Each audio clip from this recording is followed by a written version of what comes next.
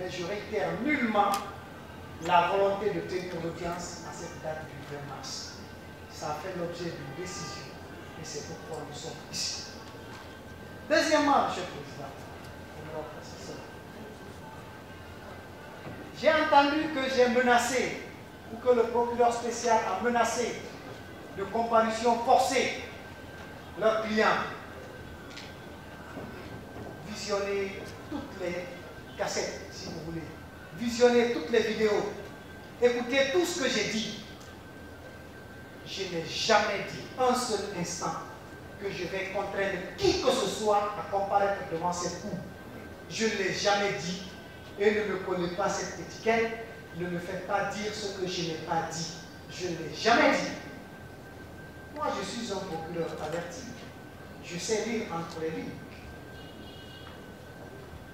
Et ce que je fais, je ne commande pas ça dans les médias. Non. Moi, je l'ai toujours dit que si j'ai des arguments à développer, si j'ai des positions à donner, je les donnerai au prétoire. Je les donnerai aux juges, qui sont les seuls destinataires de mes observations, qui sont les seuls destinataires de mes commentaires, les seuls destinataires de mes démonstrations. Jamais. Et donc, Monsieur le Président,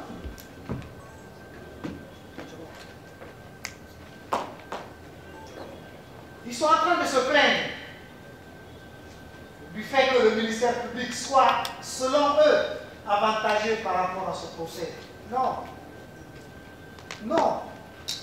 Je vous dis franchement, moi, cette position me peine. Je vous assure. À chaque occasion, je le dis. Si ce n'est pas par erreur de menuiserie, je n'allais pas être ici. Je voudrais être là-bas. Au même niveau que vous. Voilà, je le veux aujourd'hui. Cette cour l'ordonne. Je descendrai là-bas. Je le veux bien. Là où nous sommes ici, moi, c'est une position qui ne me plaît pas. Je vous assure. Sur l'honneur, ça ne me plaît pas. Sincèrement. Je le dis à tout moment. Donc ce n'est pas un avantage si vous pensez que cela voudrait dire que c'est un avantage pour le ministère public. Non. Les avantages que nous tirons des procès, nous les tirons là. Du code pénal et du code de procédure pénale. Rien d'autre. Et des autres lois qui nous parlent. Donc, Monsieur le Président, je tenais à balayer ces écueils-là pour ne pas que ça intoxique ce procès. Parce qu'ils sont en train de nous coller des choses qui ne nous ressemblent pas. On est en train de parler de l'indépendance des magistrats de la CRIEF. Mais je pense qu'ils doivent avoir un peu de respect pour ces magistrats de siège. Au moins, si ces magistrats sont une seule fois en connivence avec le parquet que nous représentons. Cette preuve, elle est éloquente. Et ça se fait, et ça se voit partout. Dans les différentes décisions qui ont été rendues depuis la création de la CRIEF. Combien de fois on a été suivi ici? Vous faites les statistiques. Le ratio est faible. Cela dénote que l'indépendance caractérisée, mais l'indépendance soutenue des magistrats de siège que vous êtes. Nous sommes des amis, nous sommes des collègues, c'est vrai. Mais lorsqu'il s'agit de procédure, je n'apprends rien, je ne vous apprends rien, que vous savez vous démarquer de cette camaraderie. Ce n'est pas à moi de le dire, c'est constant.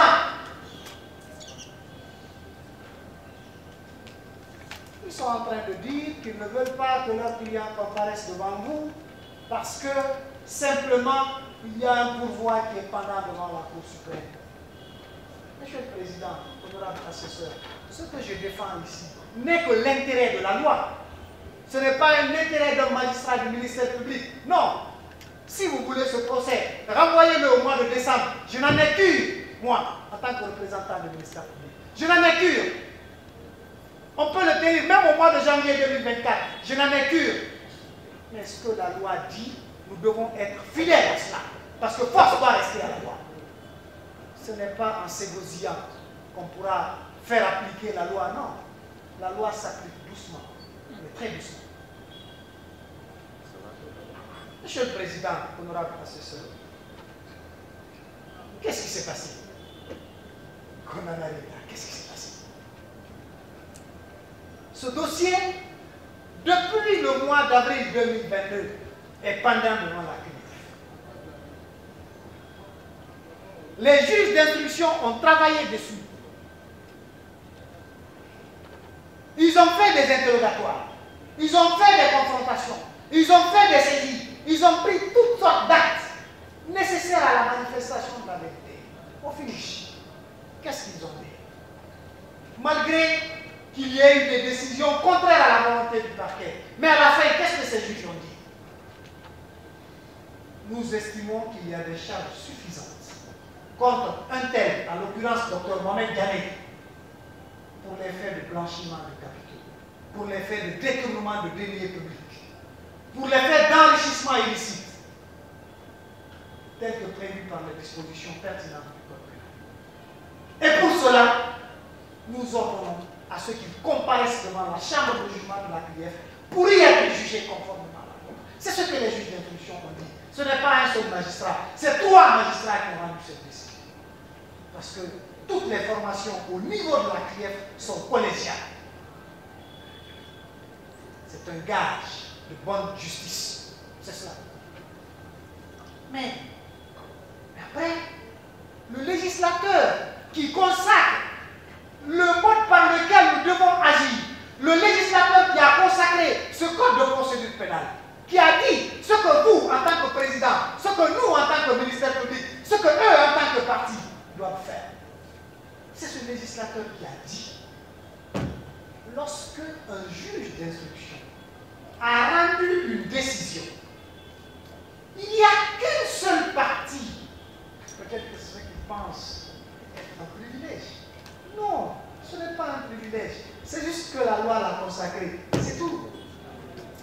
C'est ce législateur, c'est ce code de procédure qui a dit, il n'y a qu'une seule partie qui a la possibilité de relever appel de toutes les ordonnances du juge d'instruction. C'est le ministère public qui a un droit d'appel général. Je ne demande pas, Monsieur le Président, honorable assesseur. Ça ressort des dispositions de l'article 292 du Code de procédure pénale. Je voudrais le lire.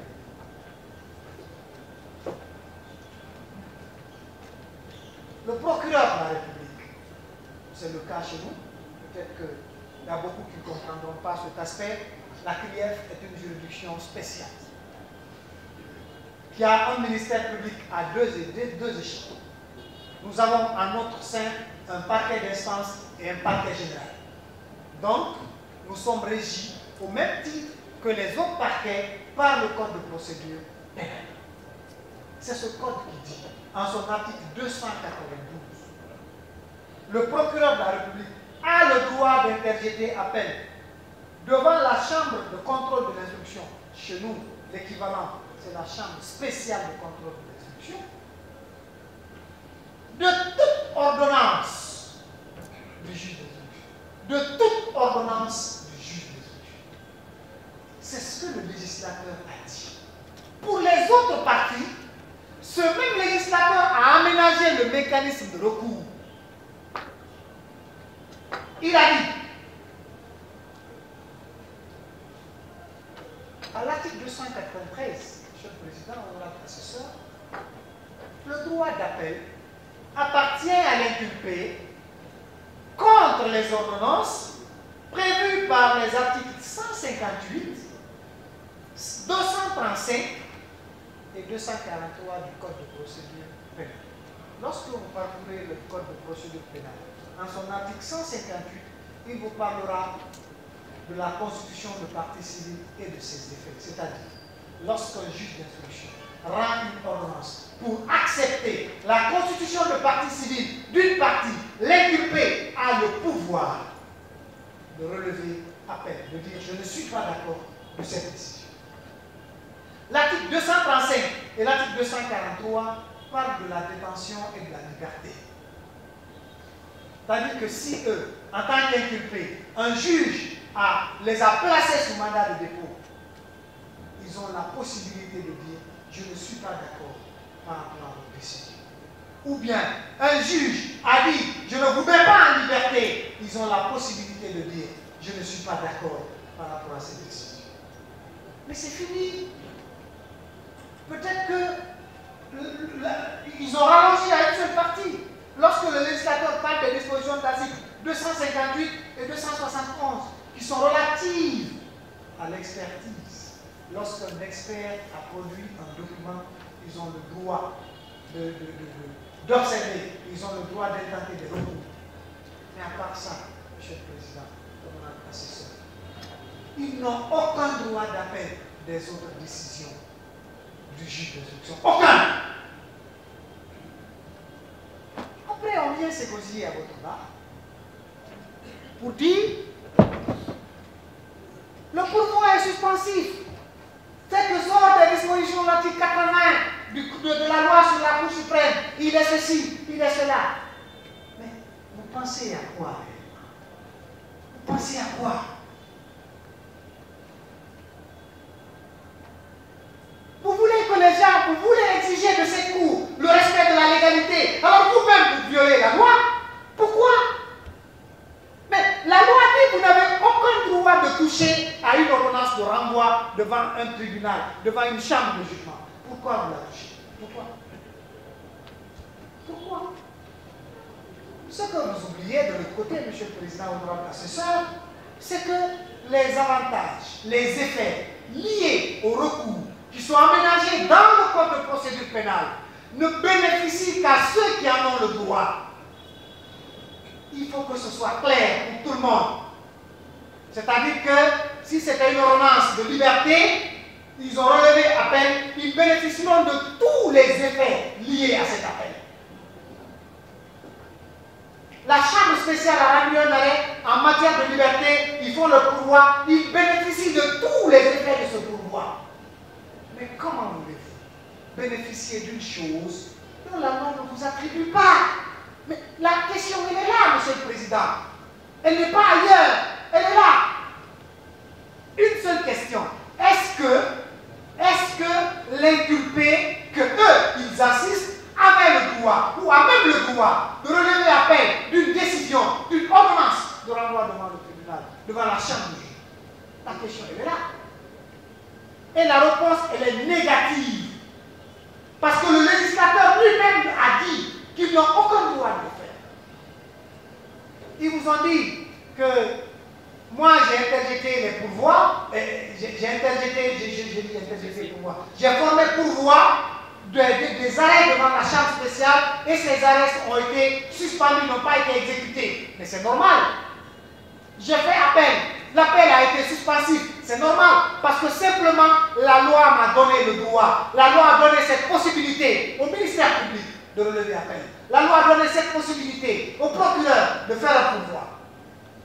Et lorsque vous êtes dans vos droits, vous exercez ces droits, vous bénéficiez de tous les effets liés à ces actes.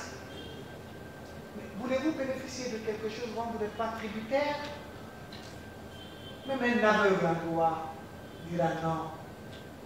Monsieur le Président, cette question a été débattue même dans les amphis, à l'université, à droit, deuxième année.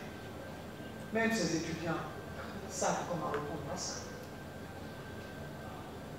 Mais qu'on ne vient pas laver la figure de la chambre de jugement que vous êtes ici pour dire non, on a formé un pouvoir, ce pouvoir a un caractère suspensif. Et parce que le procureur lui-même, quand il a formé le pouvoir, certaines personnes sont restées en détention parce que son pouvoir était suspensif. Mais lorsque vous êtes en train de lire entre les lignes d'un texte, il faut savoir ce que ça veut dire. Ils sont en train, Monsieur le Président, j'ai suivi leur raisonnement. Ils vous ont parlé des dispositions de l'article 312 du Code de procédure pénale.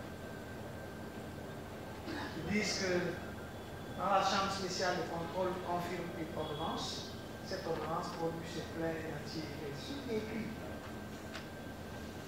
Mais le Code de procédure pénale, quelqu'un l'a dit, est un texte général par rapport à la loi sur la Cour suprême, qui est un texte particulier. Tout comme l'autre a défendu, que la loi sur la CRIEF est une loi spéciale par rapport au code de procédure pénale, même si le contexte n'était pas le même. Même si le contexte n'était pas le même. Monsieur le Président, ce que nous sommes en train de faire, nous sommes en train de défendre la légalité, rien d'autre. Moi, je n'ai aucun intérêt, aucun, que leur client reste en détention avant sa comparution pour plusieurs mois. L'exigence procédurale que nous avions, c'était que les juges d'instruction prennent leur ordonnance. C'était tout. Si l'ordonnance est rendue, si vous voulez, comparaissez 6 mois après. Ça n'engage que vous. Moi, ça ne me dit pas. Mais quand la loi a dit, lorsque le juge a rendu une décision, en l'occurrence une ordonnance de renvoi devant la chambre de jugement, la loi dit que l'inculpé, vous ne pouvez pas l'attaquer, vous ne pouvez pas vous attaquer à cette ordonnance. Moi, si vous l'attaquez, c'est un non-événement pour moi. Après, on vous dit non, nous, on n'est pas, c'est pas à nous d'apprécier l'effet de cet appel, c'est pas à nous d'apprécier l'effet de ce pourvoi. Ceux qui doivent apprécier l'effet de ce pourvoi, ils sont là-bas. Moi, je n'apprécie pas en tant que ministère public. Nous n'apprécions rien. Nous exécutons ce que la loi a dit. Moi, j'exécute ce que la loi a dit. C'est tout. La loi a dit, lorsque le juge d'instruction a rendu son ordonnance pour renvoyer certains individus devant la chambre de jugement, moi, j'exécute cette décision qui ne doit souffrir d'aucune restriction. C'est dans cette posture que nous sommes. C'est dans cette posture que nous sommes. Et nous savons qu'à date, nous sommes en train d'appliquer la loi. Rien que la loi. Nous n'appliquons que la loi. Et qu'on trouve moins de dire non, il y a ceci, il y a cela, le ministère public tient sa tête, il fait ceci, il fait cela. Nous avons compris depuis le départ que tout ce qu'ils auront à dire là-bas, le principal destinataire, c'est nous, le ministère public. Ordonner à ce que la procédure puisse continuer conformément à l'ordonnance de renvoi qui vous saisit.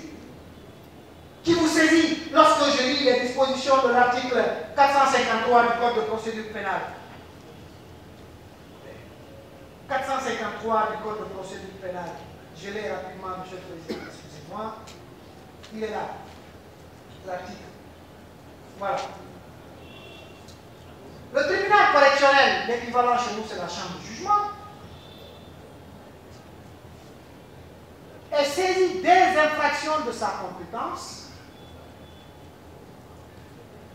soit par le renvoi fait, par le renvoi